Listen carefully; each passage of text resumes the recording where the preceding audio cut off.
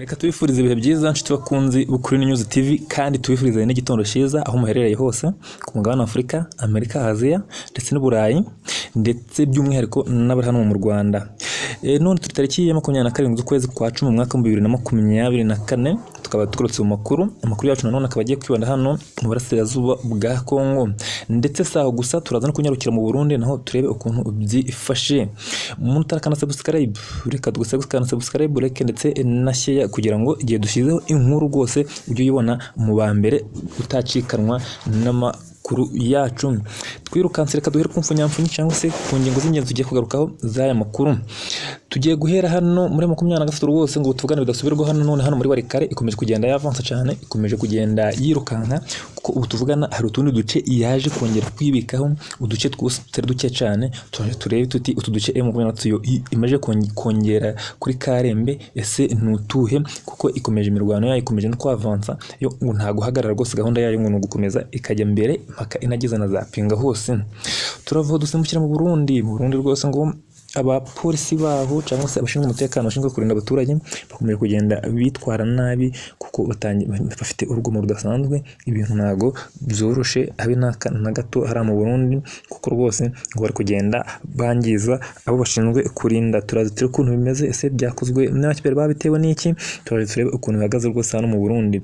Turava mu Burundi dusimbukira rwose tundi duce M23 none yagezemo hano za Warikare hari uduce rwose yongeye kugeramo nyuma yo kugira utwo yafashe. None hari binere kuvuga yuko utuvugana tayari yatangiye no kongera kugeramo use two nutuhe turaje turebe ukuntu bimeze ukuntu bihagaze two duce turebe ukuntu ibintu byifashe rwose. Turafaho dusimbukire na Goma ntago twagenda tutageze Goma rwose. Igoma naho akaduruvaye kakomeje kuba akaduruvaye ngo abantu bakomeje kwicwa rwose mu bidasanzwe bidasubirwaho mu buryo utagenda umenya kuko ngo hano abantu Goma bari kurara budasinziriye. Ese ibintu bihagaze bite? Turaje kuntu naho byifashe hano Goma kuko ntago byoroshe.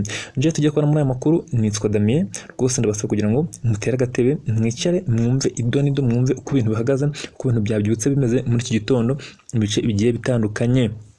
Twirukanse rero reka duhere hano mu Burundi, reka duhere mu Burundi rwose, duhere mu Burundi kwa Neva kuko niho hantu hano kwa Neva rwose kuko urabona ko Neva amaze iminsi n'ubundi yigira karakaje hari amurasiraza bwa Kongo. Kature bundi ibyo bihagaze bite mu Burundi rwose hano ngo ni mu gace ka Ngozi ubwo hano tuva mu gace ka Ngozi mwumve ko ana kuri station ya Ngozi ngo abapolisi rwose ngo baje kwivugana abantu bagera muri batatu babarashe barabica barapfa.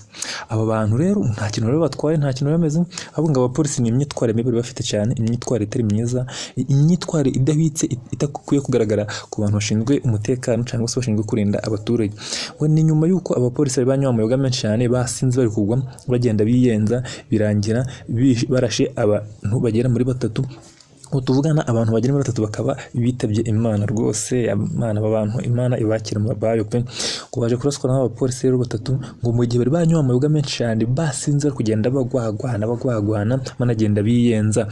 Ngo abapolisi rero n'abapolisi babarizwa banakorera cyangwa se bakorera hano kuri station ya Ngozi kuri station Ngozi hano ni mu Burundi niho abapolisi rwose bakorera. Ngo ubu tuvugana ngo abapolisi bakaba bafashwe bashikirijwe inzego zibanze kugira ngo bakurikiranwe ibi byaha bakoze by'ubwicanyi bwo kwica abaturage.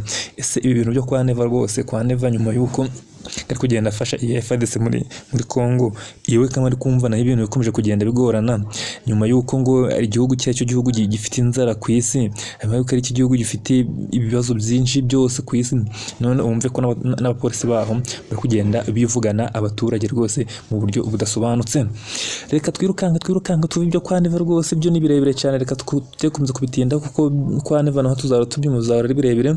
Reka dusimbukira hano rwose muri 23 tuvugana ku munsi w'ejo nabwo yaje kwigarura utundi ducyaro muri Warikare. Ibwo uducaje kwigarura twumve ko yaje kutwongera kuri Karembe.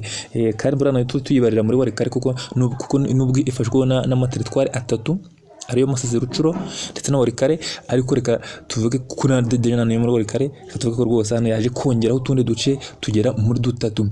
Utu duce n'utuhe rero harimo nk'umusozi rwose muremure cyane, umusozi muremure abantu baho umusozi wa Bitonga Bitongi abo bantu barahazi cyane, abantu bahariya hafi hariya uriya musozi muremure rwose utuvugana nawo ukaba wigaruriwe na M23. Si uwo musozi gusa, hariho na Minjenje, ku gace kitwa Minjenje. Saho gusa hariho na Katobo na Kisimba. Urumva ko rwose ikomeje kugenda yavanta cyane, ikomeje kugenda imbaraga nyinshi cyane, nyuma yo kugenda ifata Karembe ikanashyiraho n'umuyobozi. Tuvugana kuko Karembe ifite umuyobozi, urabona ko yaje kongera na tuno duce tugera muri tuno twose mbone dutatu ubongeyeho n'uyu musozi wa Bitongi. Ni mu mirwano ikomeye cyane yari yahuje FARDC ndetse na M23 rwose muri biriya bice bya kuri musozi wa Bitongi na Minjenje na Katobo na Kisimba.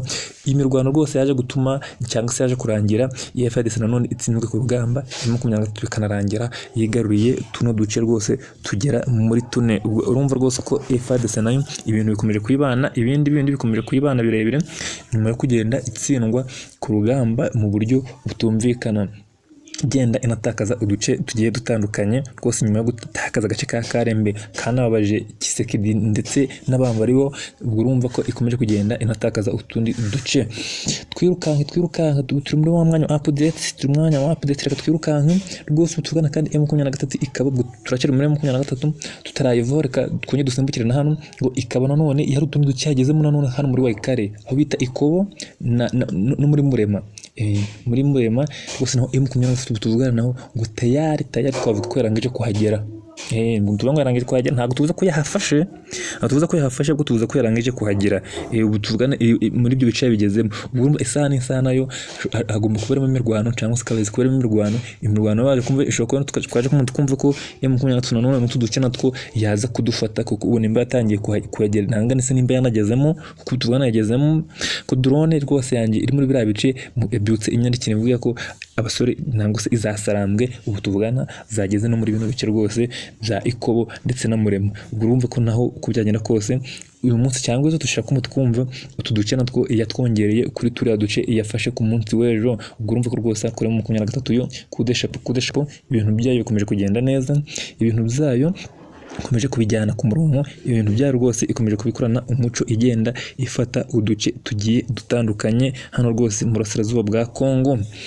Twirukanke dusimbukira hano rwose hano Goma ibintu byakomeje kuba ibindi Goma rwose mw'abantu mwe musengera abanyagoma ibintu ntabwo byoroshye cyane. Igoma ubwicanyi bwakomeje kuba ubwicanyi, hari abo bita abafu wazalendo rwose ngo bakomeje ikintu cyitwa ubwicanyi bukomeye cyane muri uriya mujyi wa Goma, kuko ibintu ngo ntabwo byoroshye cyane.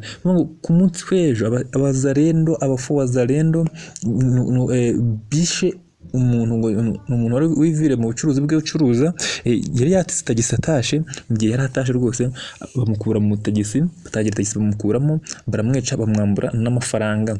Urumva ko ubwicanyi rwose no mu mujyi wa Goma kandi nako bigiye gukomeza biragenda nanone mu minsi yashize, bagenda bica abantu mu buryo butumvikana, mu buryo utamenya ubwo ari bwo. Ibi bintu rero bagiye kugenda bakora by'ubwicanyi, rimwe na rimwe bagenda babishyira kuri bya bisambo bisa ngo bya ruharwa ngo byitwa ngo bya crantivolere, babisambo ba crantivolere nibo bagenda barundaho ibi bintu byose. Akenshi biba byanakozwe na wazalendo, kuko tubona ko iyi leta nayo cyinshi rwose igenda ishyigikira cyangwa se ishyigikira bano wazalendo na biriya bisambo byose, kuko twamenye yuko nimba badakorana kuko byagenda kose bigaragarira amaso, tubona yuko bashobora kuba bakorana, kuko ntago badakorana ntago bashobora kugenda bari kubirerekera ibi bisambo bigenda binahitana n'abaturage. Ibi bintu bikaba byabereye mu gace bita Kituku rwose, niho uyu muntu yamburiwe amafaranga yiwe akanicirwa. Abantu bahariye za Kituku rwose barabizi neza cyane, batuma tuyara mu gace ka Kituku. Aya makuru barayazi neza cyane rwose, kuko urumva ko ibi bintu bikomeza bigenda hari mu mujyi wa Goma ntago ari ibintu byiza habe na gato. Ubwo urumva ko rwose hano Igoma muri rusange ku baturage b'abanyagoma ibintu nabo bikomeje kubakomerera, ibintu bikomeje kubabera ibintu bikomeje kubabera bibi cyane. Abantu bakomeje kugenda bicwa bazira zabo mu buryo utumvikana, kandi iyi FARDC cyangwa se iyi leta ya Kinshasa igenda irebera nta kintu iri gukora. Mwakoze cyane, reka tubashimire cyane mwese mwabanye no kuri News TV. Amakuru yacu nakagaruka rwose, mutarakana subscribe, reka tumusabe gukana subscribe, like na share rwose. Mwari kumwe na Damiye, ciao.